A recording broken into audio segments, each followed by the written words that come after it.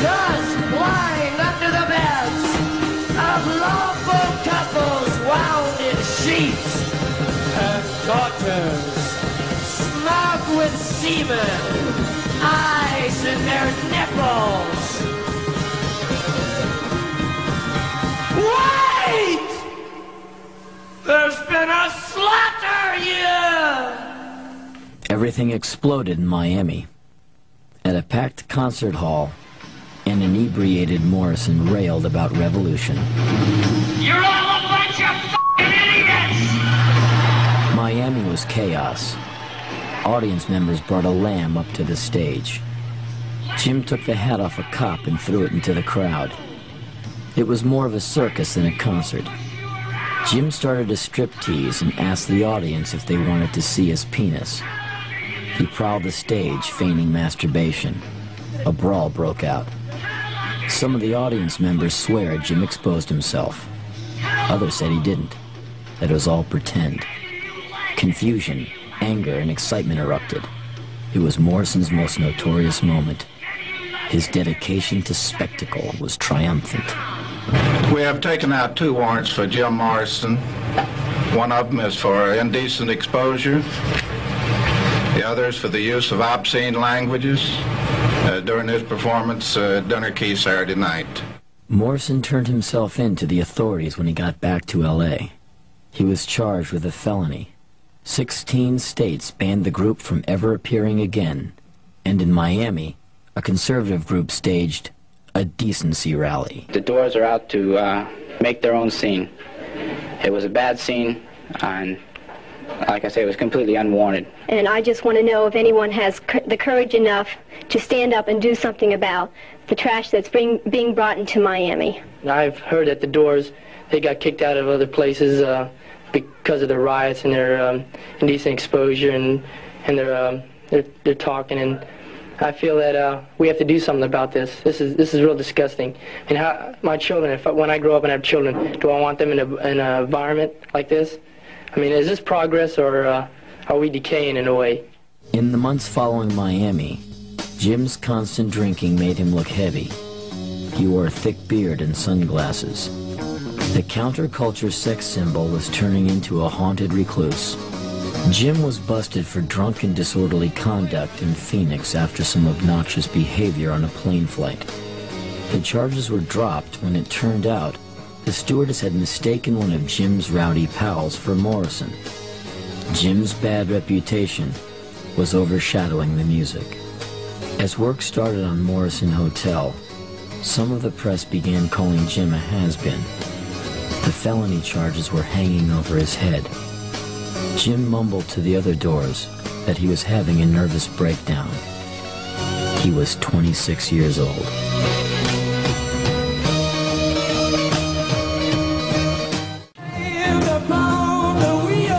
In 1970, the Doors were suffering from a critical backlash, and Jim Morrison was facing felony charges for allegedly exposing himself in Miami.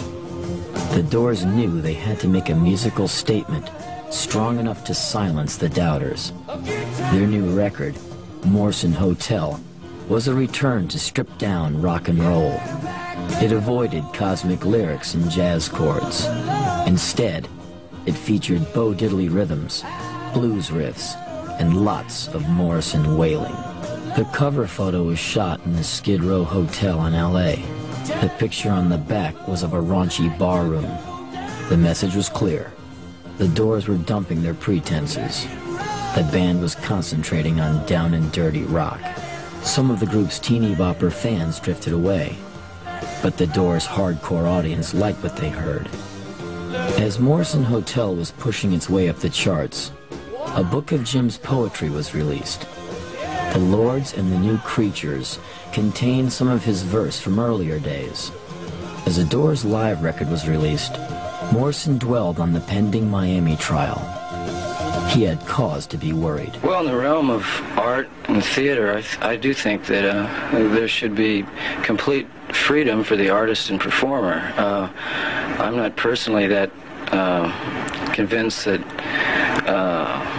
nudity is always, a necessary part.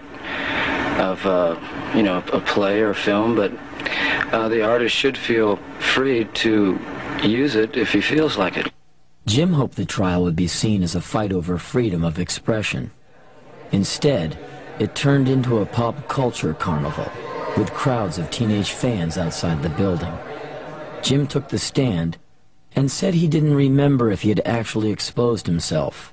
He was too drunk to recall. The jury decided he had. Though they let him go on some counts, Morrison was convicted on the charge of indecent exposure. He was sentenced to 6 months of hard labor. His lawyers filed an appeal.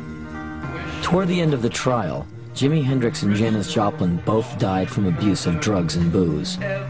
Morrison told some pals, "You're drinking with number 3. Jim was depressed.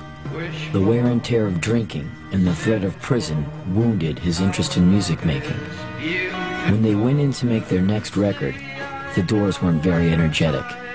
Their longtime producer, Paul Rothchild, got frustrated and quit. He said that the new tapes sounded like cocktail jazz. Rothchild's departure shook the Doors and forced them to work harder. Along with their engineer, Bruce Botnick, the band produced themselves. They enjoyed the new freedom. The result was L.A. Woman. It was eloquent in its description of apprehension and fear.